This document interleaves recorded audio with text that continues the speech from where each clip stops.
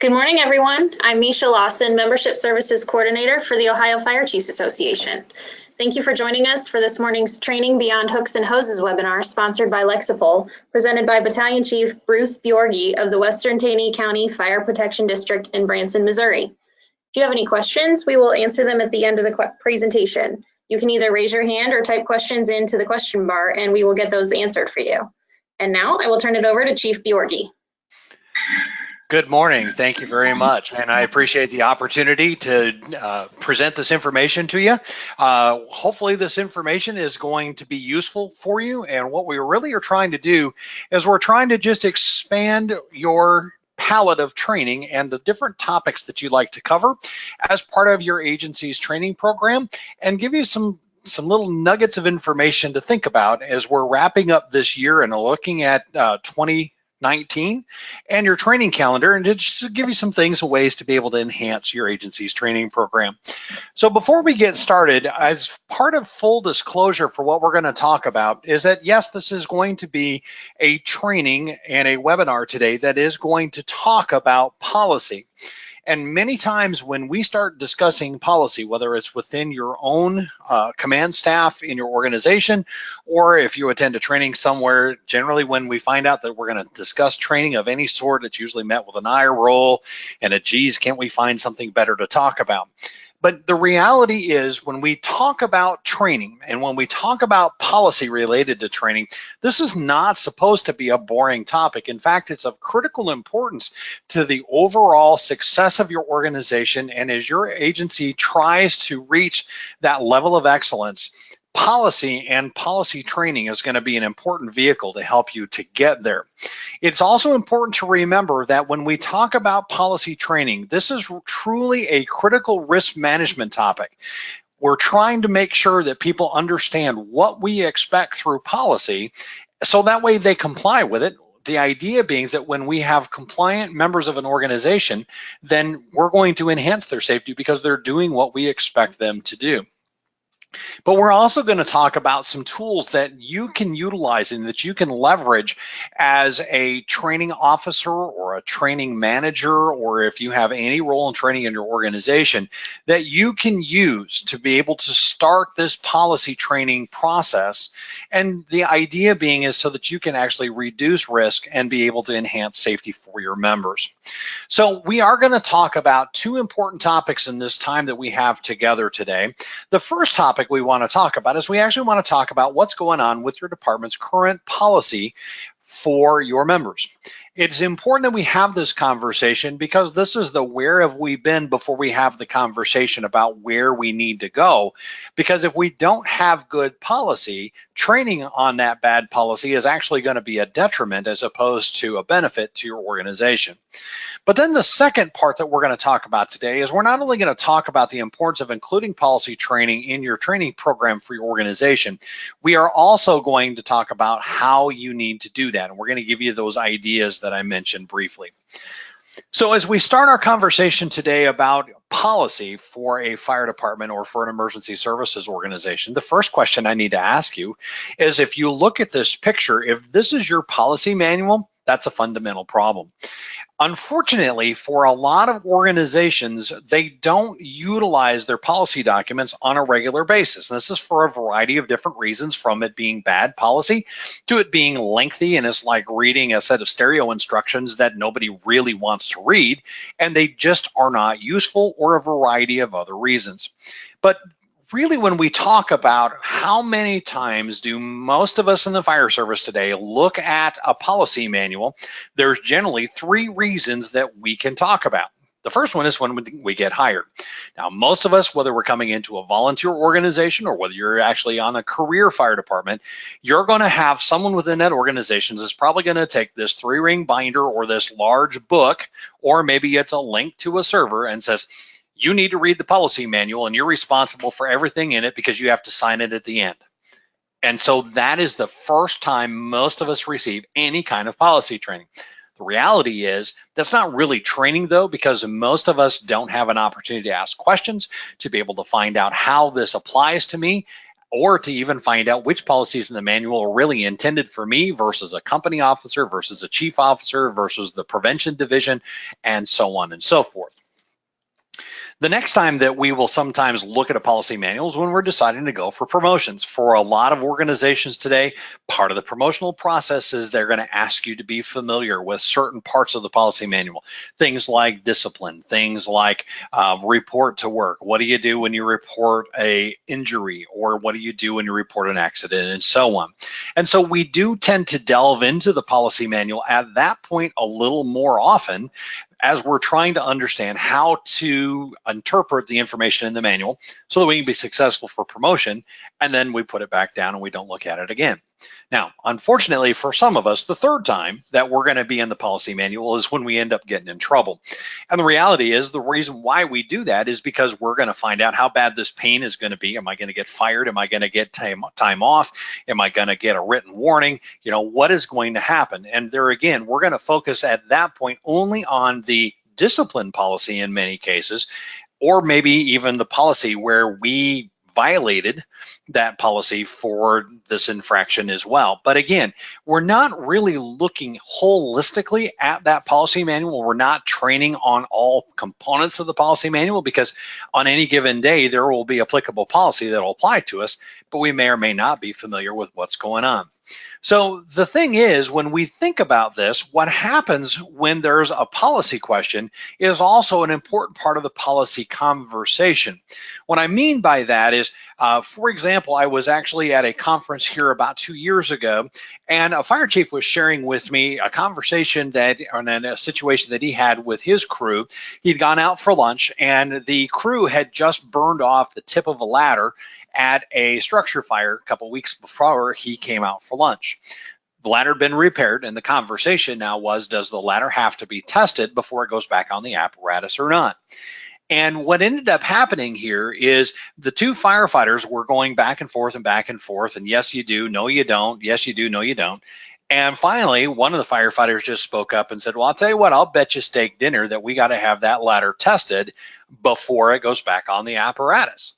The other firefighter said, well, I'll take that bet. And then in that organization, that firefighter had the ability to look up the policy on an app on their phone and was able to show that other firefighter, and ended up getting a free steak dinner out of the deal, because the firefighter who said that that ladder needed to be tested was correct.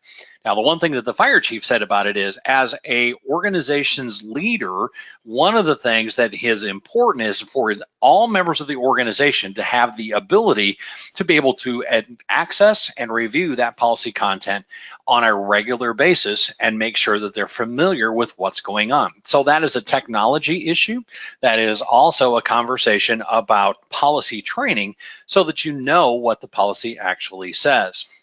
So that leads us into the next part of our presentation, where we want to talk about what information is available in your policy manual. And it's a conversation that really needs to talk about what should be in your policy manual, as well as what is in your policy manual today.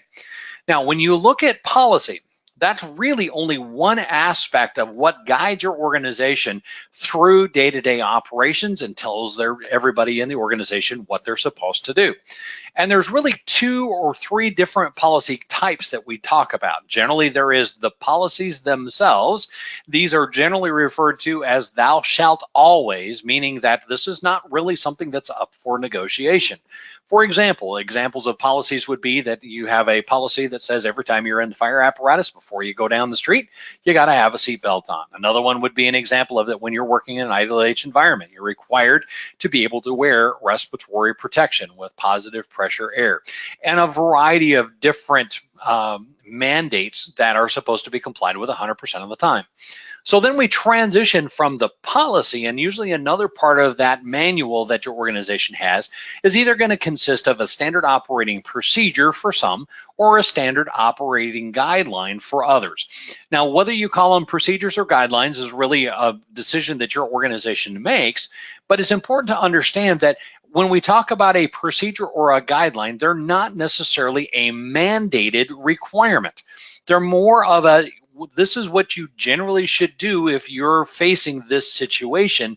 But part of the reason why we have policy, and then we also have a procedure or a guideline, is the procedure or the guideline is supposed to have some latitude that allows you to adapt to a particular emergency situation that may or may not actually fit what you've experienced on a particular emergency. Now, in addition to that, you likely also have some standing orders. Now, this generally falls into the EMS realm, something where every time that you come in contact with a patient, you'll always wear gloves. You'll always make sure that the scene is safe. For some organizations, every patient gets complimentary oxygen, either by 4 or 6 liters with a non-rebreather, or 12 to 15 liters with a, 4 to 6 with a nasal cannula, 10 to 15 with a non-rebreather, or so on. The reality here is that when we talk about your policy manual, regardless of what you have in your manual, we need to make sure that that policy is defensible, that it is compliant with the regulations that are out there today, that you know how things are changing in your state and that those things are being updated when they're supposed to be. And for many of us today, we have kind of a hodgepodge of all of this. We have some policy, we have some procedure, maybe even we've got some guidelines, probably got some standing orders out there. So we really have an all the above cornucopia of things that we have going on. So the main thing to remember when we talk about these documents is that when we talk about policy, these are generally mandates. These are going to be things like 2 in and 2 out, seat belts, and that compliance is mandatory. When we talk about the standard operating procedures or the guidelines, these are going to be on topics more like indoor investigations. They're going to be more response-based, and they're intended to be flexible without there being consequences if you did not follow that procedure, that guideline to the letter. Now, it is important also to remember, though, that you should not include procedure and guideline content in a policy unless there is that in the federal regulation or in your state law that's applicable for that particular policy. But it's also important to remember why we have these documents in the first place. And as we've got at the bottom of the screen here, at the end of the day, what we're really doing when we put a policy manual out there and we include these policy documents that we just discussed is we're trying to let every member of the organization know what the organization expects when you come to work and when you're performing your job. So the idea here is that when we break out these policies, we're already aware of things like risk. We know what the risks are when we respond to a structure fire, when we're responding to any emergency. We're also telling our people that it is prohibited for them to willfully break the law. Most organizations have a policy out there that says you're supposed to comply with all applicable laws and regulations. That is true with the organization, state law, federal law, all that kind of stuff. You know, and unfortunately, we do get firefighters that do find themselves in trouble, and sometimes those consequences are very, very dire. But then you'll also notice that I have a career suicide picture up there, and what I'm referring to there is something that we're all very familiar with today, and that is that we get members of our organizations that will get passionate about something in social media, and next thing you know, they're posting stuff that is either against policy or is just generally in bad taste, and there's consequences that go along with that. And it's a one thing that is 100% preventable because we know what you should and shouldn't do today, but yet we get people that still continue to do that and basically can commit career suicide by doing so. And when we talk about all of these things, again, the intent and really what the organization simply expects is compliance with everything that is in that manual. So that's where the policy training piece comes into play. It's just like if you're in a sports team. It doesn't matter if you play baseball, it doesn't matter if you play basketball, soccer, football, whatever. You know, when we play in those sports, we generally have playbooks that says that for this particular situation, when that opposing team is in a zone defense, this is how we're going to beat that zone defense or something similar to that.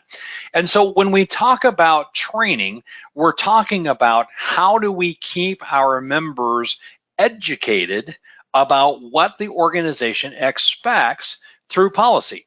Because when we keep people informed about what's going on, it's much easier for everyone in the organization to comply with those policies. So I want to take just a moment, and this is obviously within a webinar environment. This is an overhead question that I just want you to take a moment and pause and think about you and your organization today.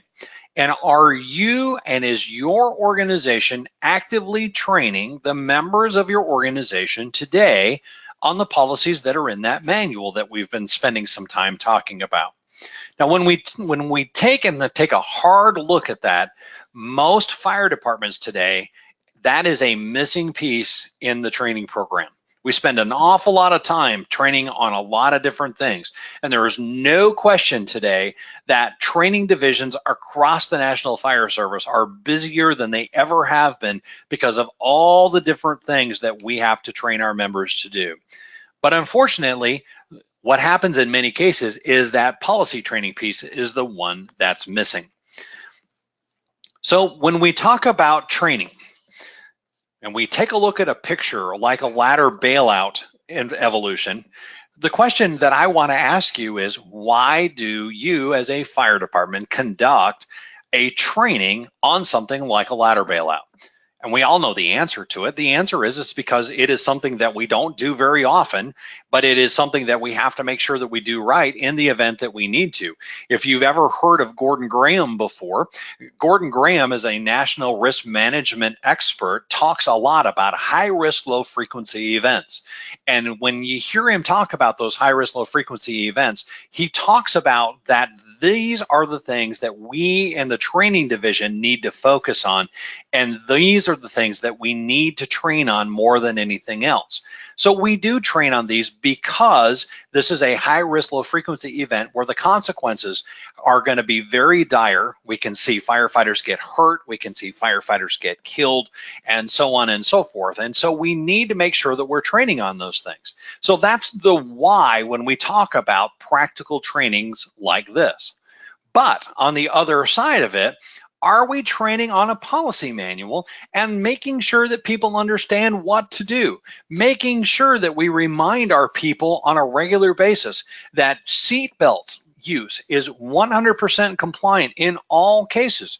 Because if we don't talk about those things and remind people of it, then it's very easy for us to decide, well, one, I forgot. Two, I just don't think that I need to do that. We're just making a run down the street real quick, or whatever the case is. So making sure that we're providing this fundamental training on the policy manual is key to your overall organization's success and keeping your members safe.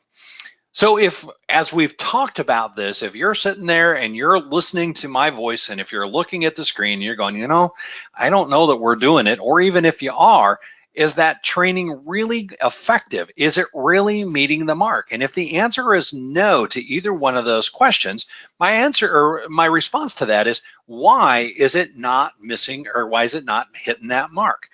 Well, so when we talk about that, here's some reasons that I've heard as I go out and I talk about this topic in the past. One of the first one is, we just don't have time. Our training division is already bandwidth-wise strapped. I mean, there is just not enough hours in the day. We got to let our training chief go home now and then, otherwise he's sleeping on the couch at the station or whatever. And that's justifiable, and it is certainly a real response as to why you don't do it today. You don't have enough resources.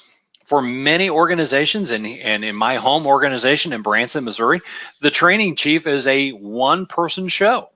There is nobody else to get that done. We're a combination department. So we have career firefighters that we need to train during the day, during the week. We have volunteer firefighters that we train on the evenings and the weekends, because that's when their time is available. And so you just don't have enough resources. And that also is a very real reason why you're not doing it. Now, the other one is, well, we've just got other things that are more important. And it's not that for many of us, I think we all understand the value and the reason why we should be doing policy training, but it just takes a back seat to some of the other things, like the ladder bailouts, like performing VEIS, to make sure that our people are training for driver operator and are operating their vehicles safely, and all of these different things. And the reality is, we have a lot of training priorities, and trying to balance all them out and figure out what is the most important and so on can be even a moving target based upon what's going on in your organization and other organizations around you. Tactical training in particular, how to be able to deploy for a structure fire, how to be able to perform vehicle extrication, and so on, are certainly ways that we can prevent injuries, and line of duty death risk can be reduced as well. And so it is very important that we do those things. But again, we're talking about policy training here and why that needs to be in there. And if you're looking at these three reasons, or if there's another reason why you're saying why not, what I want to do now is I want to start talking about some of the advantages of conducting this policy training and what some of the outcomes are when you actually find a way to be able to start including policy training in your organization. One of the big things that will happen if you start actively training your members on policy is that they are aware of what the organization expects. Again, when we start seeing an enhancement in the awareness of what the policy manual has in it and what they're supposed to do about this situation or that situation, even things like sexual harassment and trying to make sure that there's no bullying and all of these other things that we're reading about that are going wrong in our fire service today, just simply by making sure that members understand what conduct is acceptable versus not, in many cases will prevent those same kinds of problems from occurring in your organization. So that policy compliance is the goal. And when people are complying with policy, discipline goes down. And I don't know about any of the rest of you, discipline is a necessary evil for my job. It's not something that I like to do, but there again, one of the things I tell people in a discipline meeting is you have to understand that this is not me saying that you're a bad person. This is me informing you that you failed to meet the organization's expectations. You refer to the policy that they violated and say, listen, in the future, if you'll just simply comply with what the policy says, we're good. We won't have any more issues with this whatsoever. And that is so much a true statement. But again, policy training is one of those things that we can do this. You're also going to have a positive side effect to policy training because you're going to enhance the safety of your members. Not because you're changing things necessarily, you're just getting them to do what they're supposed to. Cancer is such a big deal in our industry today. Respiratory protection is one of the ways that we reduce the risk of cancer because we're no longer inhaling all of those carcinogens. Making sure that if you have a gear washing policy now, or if you're trying to roll out a gear washing policy, making sure that people are trained on how to do that procedure is all going to be a way to be able to enhance safety.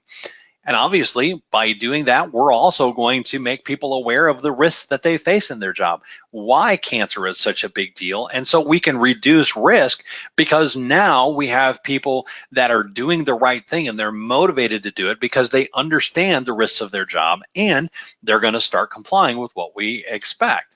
But the other positive side effect to that is there's a liability reduction that happens with this as well. When we start having people complying with policy on a regular basis, things like when we talk about an emergency response policy and we start having less accidents, well, that obviously is also going to reduce the liability of the organization. I had a neighboring organization to me here in Missouri that had been saving up for a ladder truck for about 10 years or so. They're actually in the bid process, and all of a sudden their apparatus, one of their engines is involved in a head-on collision with a member of the public. And now, because of litigation that's going on, now they're going to have to postpone the purchase of their ladder truck again because a lot of that money that had been saved up is going to have to go into the court case and being able to pay out the damages from that incident. So when we talk about less litigation, the number of times that you may be sued will also equate into a lower award amount because even if there is an award, if you're at least complying with the policies, generally speaking, the negligence part of that is taken out.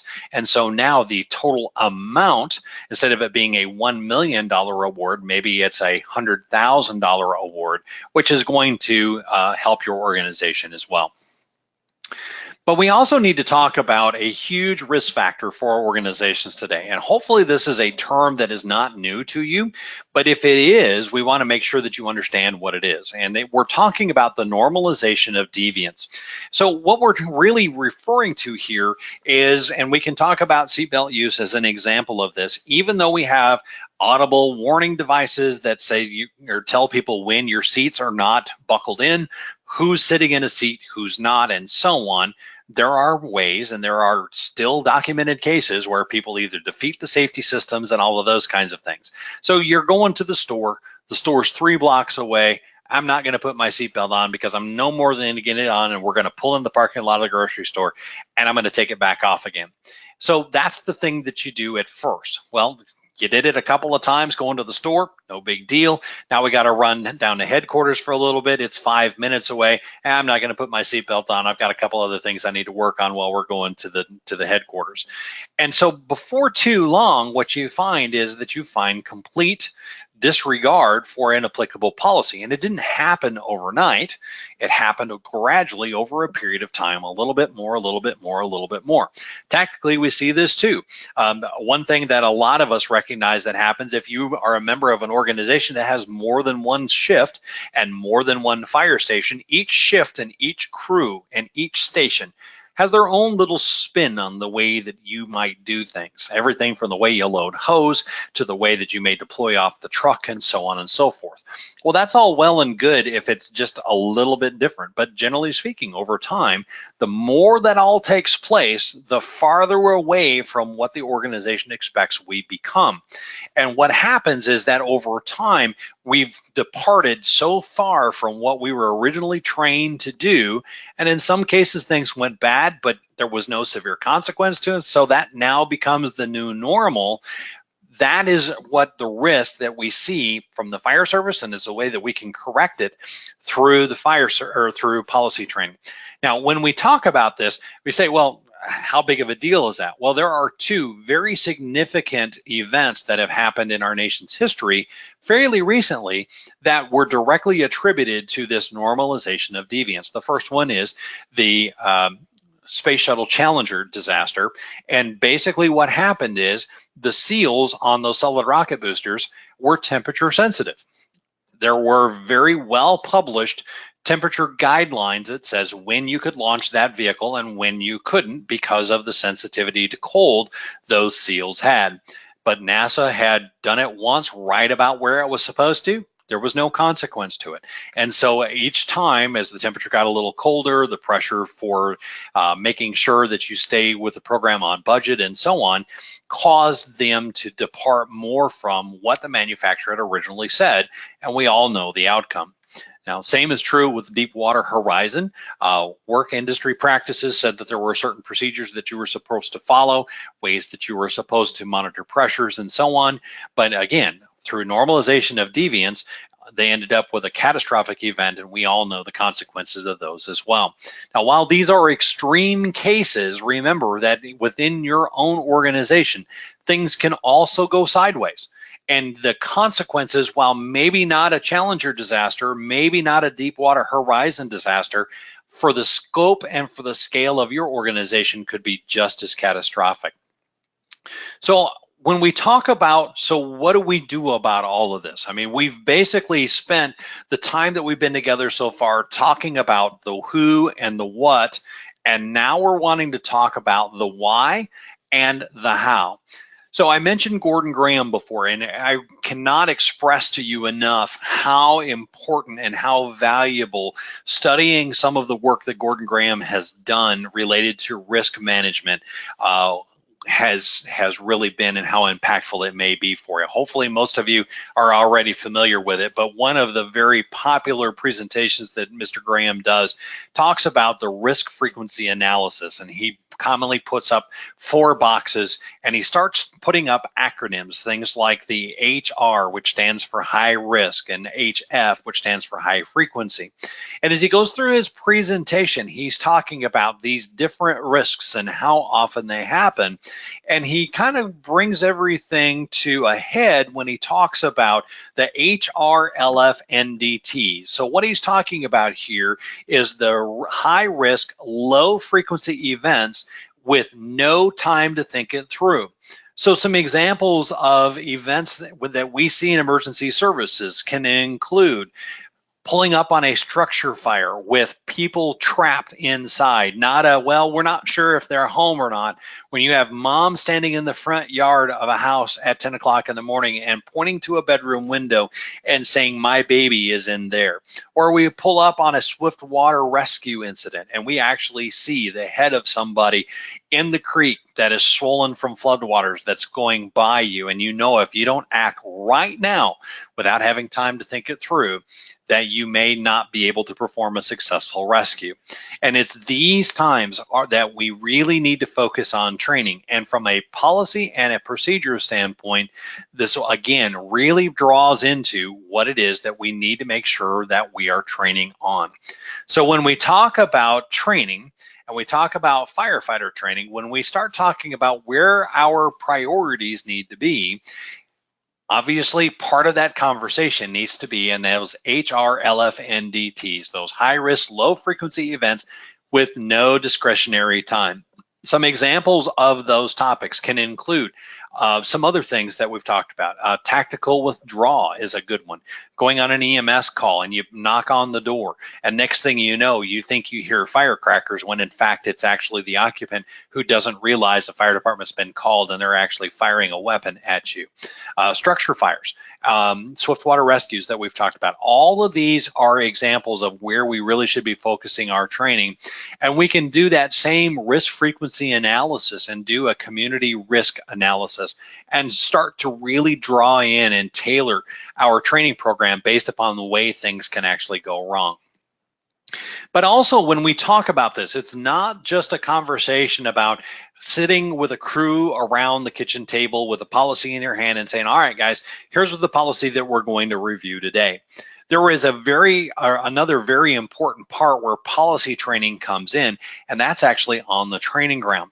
Making sure that when we're out there performing these tasks and we're practicing deployment on a structure fire and we're doing our swift water rescue trainings and so on, that we actually are bringing out the applicable policy or your standard operating procedures and guidelines, things like traffic incident management and how you're supposed to set up that blocking apparatus and how many cones do you have and so on and so forth. Do you call mutual aid for that additional engine to serve as a block for you while you're performing extrication out on an interstate or something similar?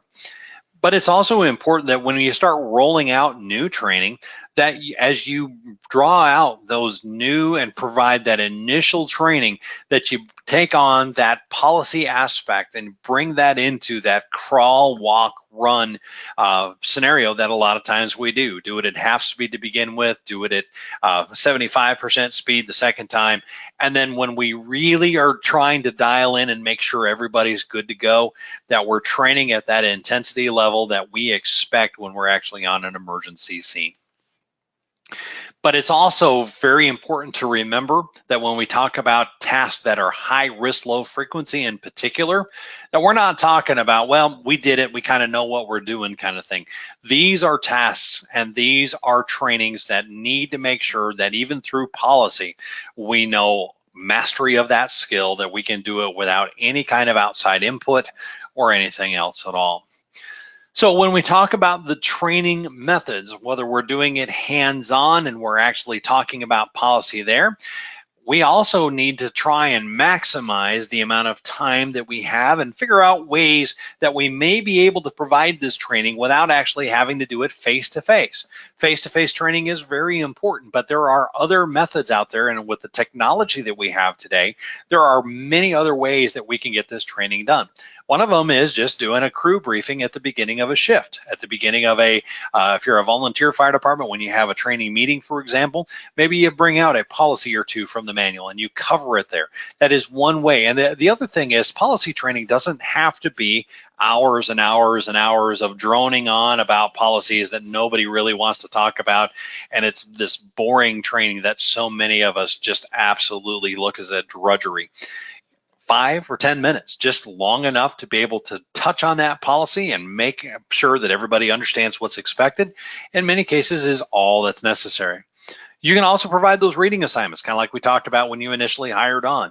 You know, you're expected to be able to read this and then here, sign here, so that way you know what's going on. If that's all you have available to you, then maybe that's the best approach for your organization. So that initial hiring, onboarding process, and again through promotions, at least when we're including policy components into these exercises, we're at least bringing some initial awareness to what the organization expects, and we're reinforcing it in during your promotional exams as well. Now, one of the things that we see today, and not everybody that's on this call, I'm sure, is a fan or supports that as a way to be able to conduct fire service training today, is the computer-based training program.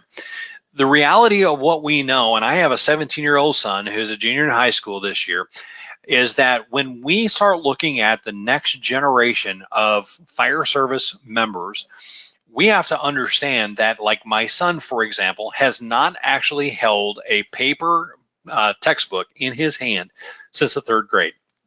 Since then, he has been based totally online, working through programs like Blackboard and Google Classroom are a couple examples. And today, he much prefers to work in that computer-based environment than he would to actually have a textbook in his hand. Now, that's not true for everybody, but it is another methodology and a modality that we can use to be able to provide this training. But again, for most of us today, a mix of everything that I have here on the screen is probably the best way for you to be able to reach all the members of your organization, cater to their learning styles, as well as be able to cater to their preferences. And there are certainly a lot of bias to one way or the other, because either we've always done it that way, or that's just simply the way that I like. But as we talk about embracing technology, you know, as I mentioned before, this is probably something that all of us, whether we like it or not, are going to have to embrace going forward.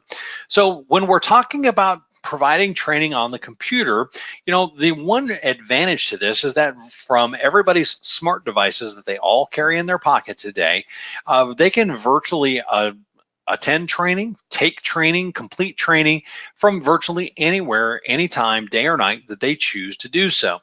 So when we talk about doing this, we have to talk about how do we host it? How do we, you know, what platform do we use in order to be able to provide this training? Now, there are a couple of different ways that I have here on the screen that I want to talk about just briefly. One of them is a platform called Moodle. Now, if you've looked at IFSTA, for example, and if you've looked at their Resource One platform, that is all based on Moodle technology. Now, Moodle is actually something that is virtually free, depending upon how much of a power user you want to be. And it allows you to be able to build a training library and to be able to host files and to do all of those different things, including being able to download documents and so on. The only problem is that if you decide to go the Moodle route, generally speaking, you have to be fairly tech savvy, and you have to be able to understand how to build your platform, to be able to understand how to put different functions and different tasks in there so that it will actually be usable for you.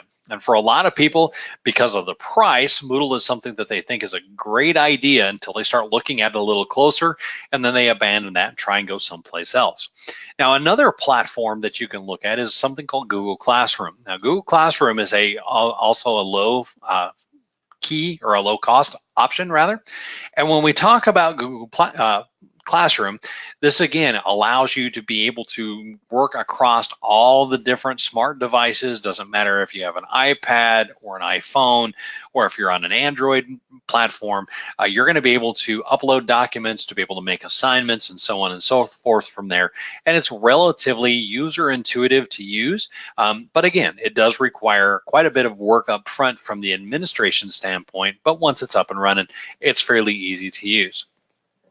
And then certainly the third option is that if you have money in your budget and you are looking for a way to be able to hire someone or to be able to purchase a solution for you, there are certainly vendor content that is out there as well. Things like Target Safety. You can also look at Fire Rescue One. You can look at Lexipol. You can look at a variety of different platforms to be able to do this online training for you. Now, the one advantage that I feel strongly about when we talk about computer-based training is that when we're trying to figure out how to maximize the available time of our members, as well as to not try and take time away from the training division, while it may take some time to be able to formulate this kind of platform in the beginning, once it's done, it's generally kind of on an autopilot type format, and it will free up a lot of time to be able to work on other initiatives as opposed to having to try and do this all manually up front. So when we're talking about policy training and we're trying to bring all of the different aspects that we've talked about today together, the one thing that we have not talked about, and it was intentional to do this way, not to try and get the cart before the horse, but we got to figure out why it is that we're doing this training in the first place. And we need to be thinking about what are our goals of this policy training and what are we trying to accomplish with this. We need to be having a conversation about how often do we need to do this and what is the frequency that we need to in order to be able to provide a training program that is going to be effective for what it is we're trying to cover. If you're trying to cover all the policies, that's a great goal. Now, I will caution you on that goal though, and that it may or may not be a realistic goal for you and your organization for a variety of different reasons. It is also arguable though that every single policy in your manual is important and it's applicable. It's the reason why it's in the policy manual in the first place. We also need to be thinking about those high-risk, low-frequency, non-discretionary time kinds of events, but don't be so focused on the tactical side of it. We also need to be thinking about topics like sexual harassment, and we need to be talking about lactation policies. And if you don't know what that is, speaking from personal experience, you need to be aware of it if you have female employees in your organization or can see that you may have female employees in the future. And so you need to make sure you got policy on that. But then again, these high-risk, low-frequency events and making sure that you know how you're going to cover those within policy as well. But another thing that policy training is that it provides a vehicle for you to communicate to your members when you provide a new policy or you provide an update to an existing policy. And this gives you a very easy mechanism in which to be able to communicate those changes in policy and the expectations to your organization. And in many cases, you can provide the justification for why it's there as well. So you need to make sure that you have a plan in place on including new policy and updates to policy for whatever the reason is that we have those policies there. It is really important to remember that when we lack having those there, it's going to really affect our personnel and they're not going to get the training on changes that are going to affect them on their job day to day.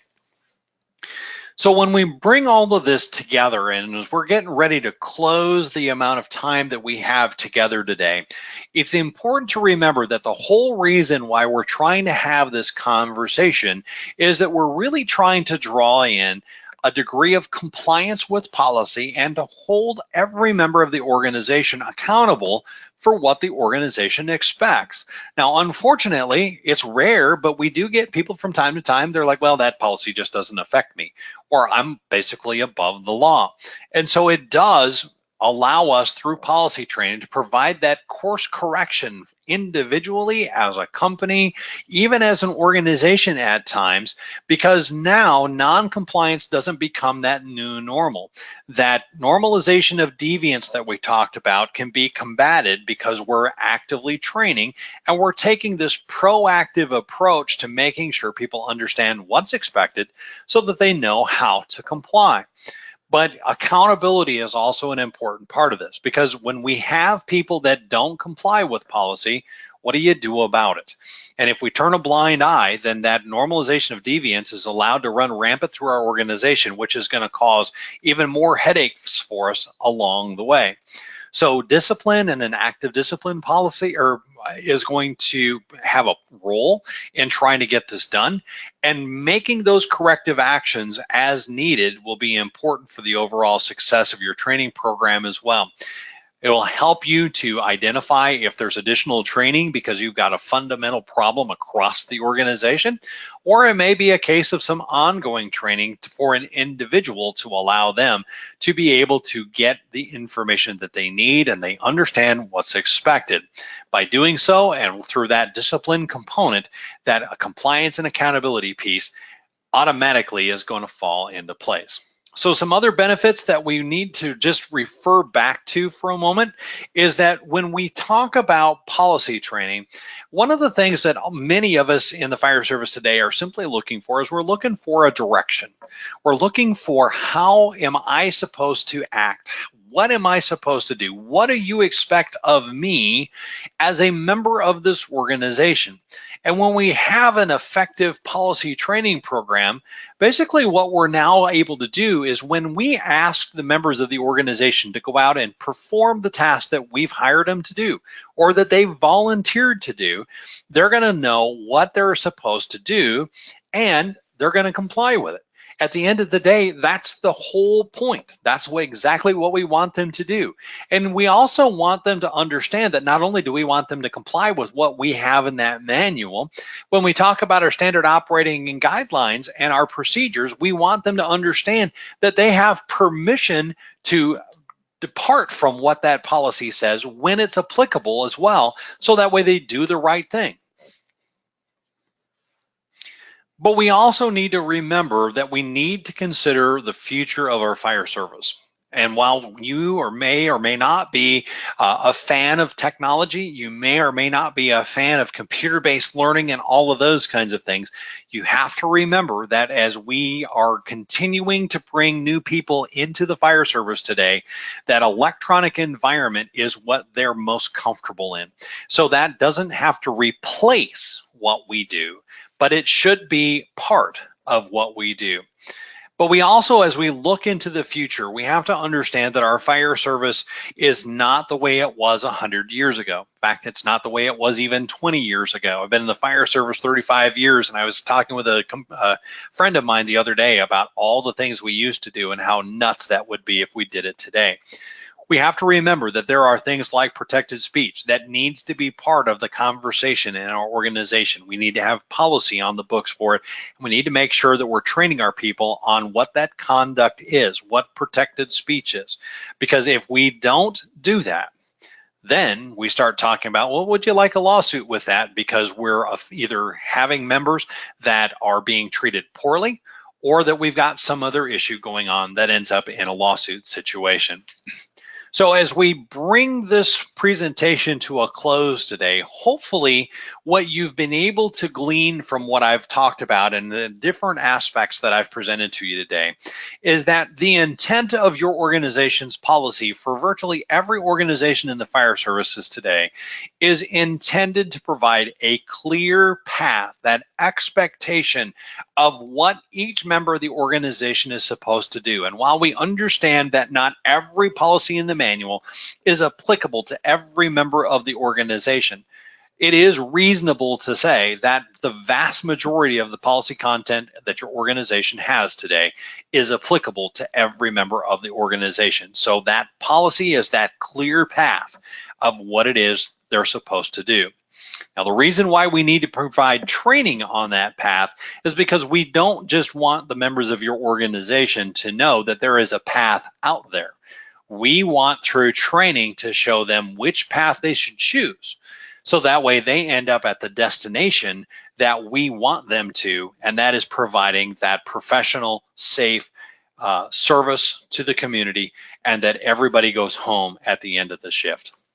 So I'm going to close with this particular slide right here because once again, I'm sure that many of us that look at this picture are looking at somebody or thinking about somebody in your organization that likely does something like this or something outlandish similar to this.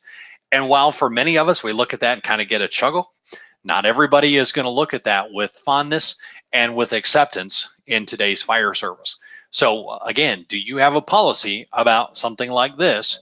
And what would happen if your organization had someone show up to work like this?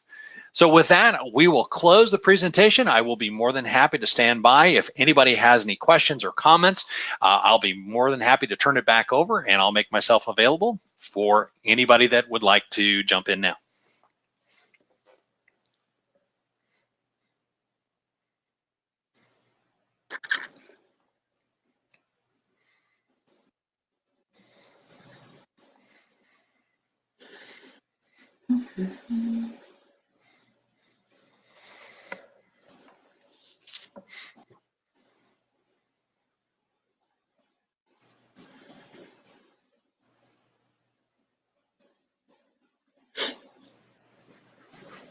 Well, it doesn't look like I'm seeing any questions or anything, so Okay. I think we can go ahead and wrap it up.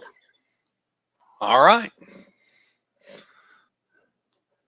So you will be able to find this presentation posted to our YouTube channel later this afternoon. Thanks everybody for joining us, and thank you again to Chief Bjorgi. Thanks very much for the opportunity. Hope everybody has a safe day. Thanks.